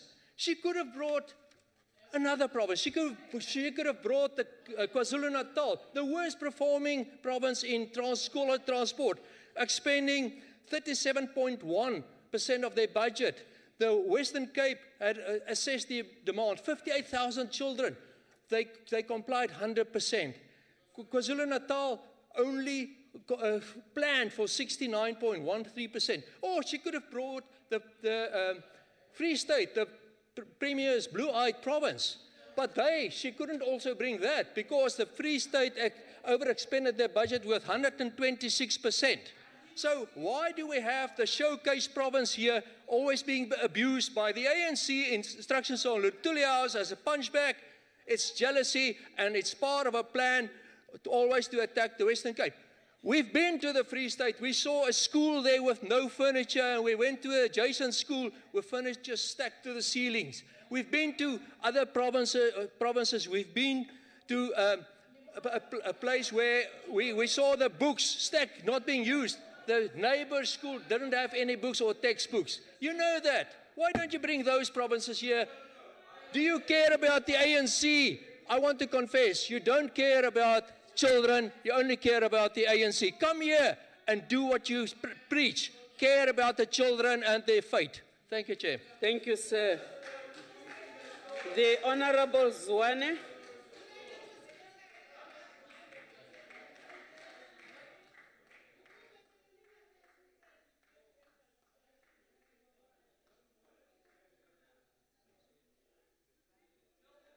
Honorable Zwane.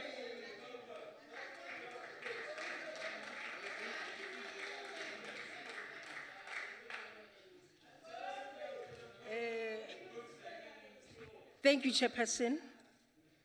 Let me just take this opportunity to thank all the members that took part in the debate and they spoke constructively.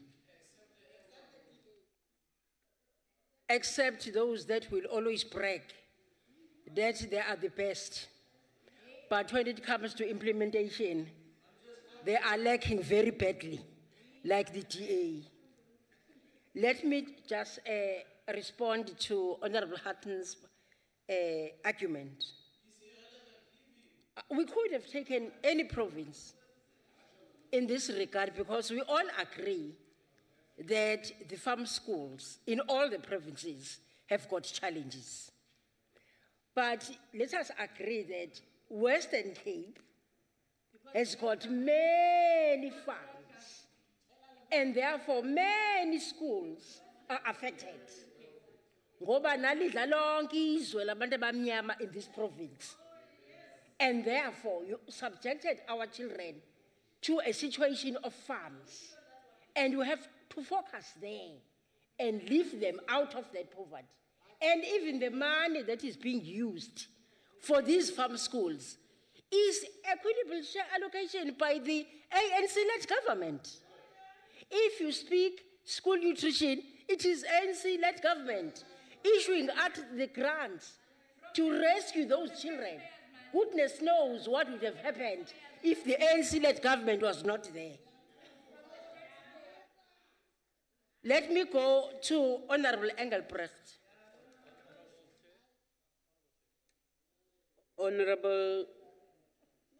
Honorable Zwane, please take a seat.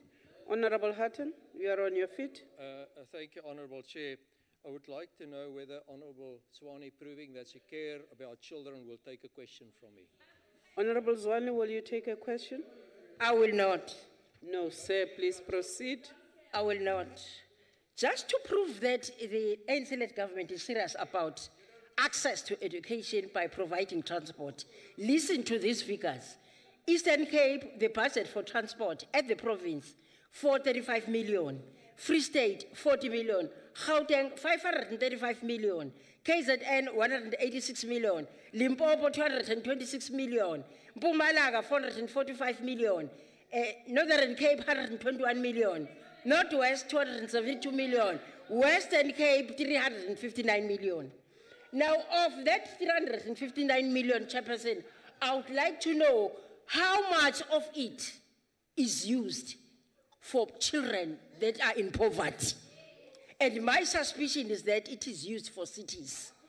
Because in the Western Cape, the tendency is services start in the cities, and people that are in rural areas in the periphery are forgotten. Go and work on your sums. Honorable Engelbrecht, I want to say to you, before you talk a lot, listen to the voices of these children. This is a learner. He is called Sinethemba Ntshweza, 17-year-old. We have gone a period without reliable transport to school. Officials here drive expensive cars. They are only thinking about themselves and their families. What about us? We are the future of this nation. Please take responsibility. This is a young child looking at the behavior of the officials of the government of the Western Cape, neglecting them. But I want to tell you, one day they will rise.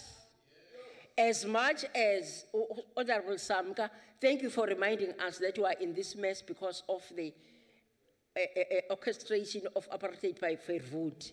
Least did he know that the very blacks that he was oppressing were going to rise to power through the struggle of the ANC. Today, we are leading as a government, not only the ANC, we are leading the DA, we are leading EFF and all opposition parties in the country because we are the leader of society, including the IFP. Another child is saying, enough is enough. I go to schools using trains and we get robbed. We have got no protection. Honorable Zwane, please take a seat. Honorable Koni, you say a point of order. The honorable member on the podium is misleading South Africans that ANC is leading the EFF. They are misleading. They are misleading the country. ANC is not leading the EFF. Thank you, ma'am. Honorable member, please take your seat, ma'am. Honorable members, it's a moot point. All parties lead themselves. Let's not get there. Honorable Kaula. Honorable Chairperson, thank you very much. The honorable member is misleading. I'm glad you have corrected it. That the ANC is not leading the IFP. And I'm glad that she has confirmed that thank you for accepting we were together in the struggle because she is a product of the IFP. If she was in the struggle and the ANC was in the struggle, then it confirmed the IFP was in the struggle with everybody else. Thank you. Order, members. No, let me address this. Members, the struggle was also about the right of people to associate. The struggle was also about growth. And sometimes growth is positive, sometimes it is not so positive. It depends on where you are standing. Let us just take it that we are growing as a democracy. Honorable Zwane, please continue. Thank you. Thank you, Chairperson, for the correction, but I was referring leadership in government. And I want to thank Honorable Minister Mutsecha for raising issues and correcting Honorable Engelbrecht by saying that, no, you are mistaken, Sisi. We are sorry, we are not the best in the Western Cape. The Free State is topping by all indication. Don't claim easy victories. Honorable Kivido, I'm impressed by your standard of debate. You are always very objective. What is it that they are going to do for the people other than blaming the ANC all the time? You are missing a point there. The issue that you are raising through you, Chair, of fetal alcohol syndrome is a real problem.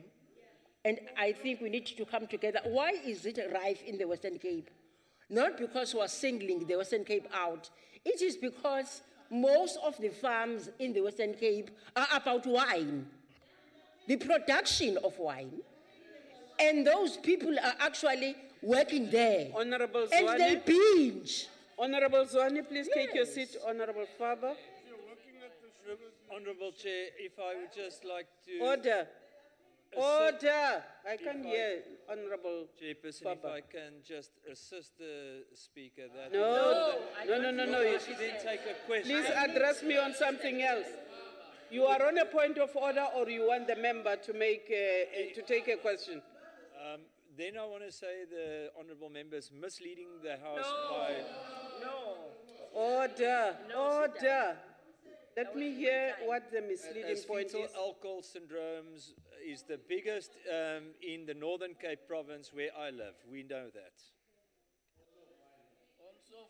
Your chairperson of the Please committee address them through me, Honorable actually Zwane. said that it is a syndrome that is bugging women that are pregnant in the Western Cape. Now, if you speak in disjuncture between yourselves, it's a problem. It's the problem of the DA. Honorable Zwane, please take your seat, Honorable Koni. Thank you, Chairperson. Chair,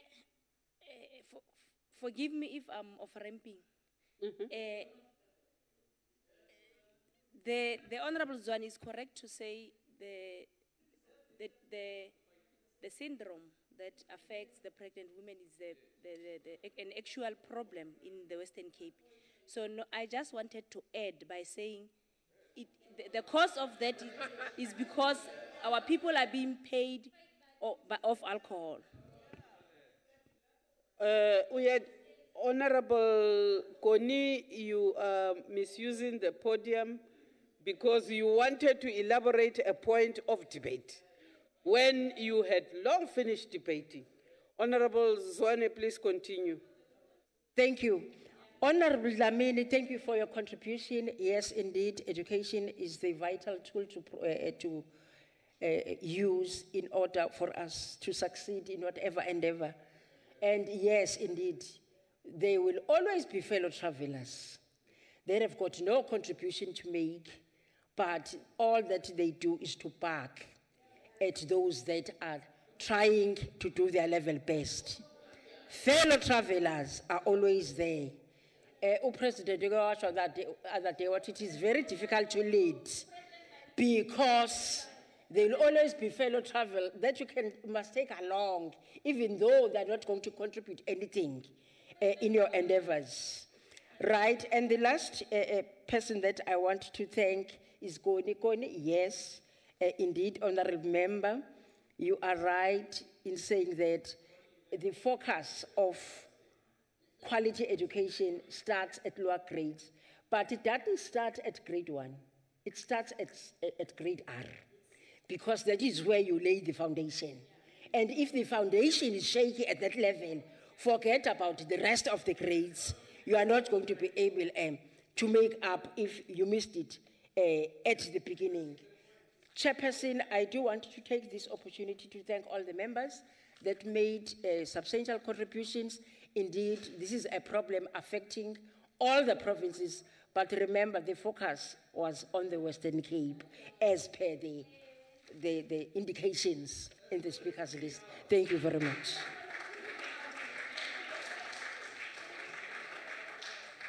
Honorable members, that concludes the. I do know the House is very cozy, but I do want to finish my job today. Honorable members, that concludes the debate and the business of the day. I want to thank the Honorable Minister. You'll remember that we are putting a lot of pressure on both the National Department and the Provincial Departments on education in the Eastern Cape. And the Minister was rushing off to the Eastern Cape. We want to thank her for coming, but also thank our special delegates in Tate Kivido for coming. You are requested to remain sitting while the procession leaves the house. Standing, the House is adjourned.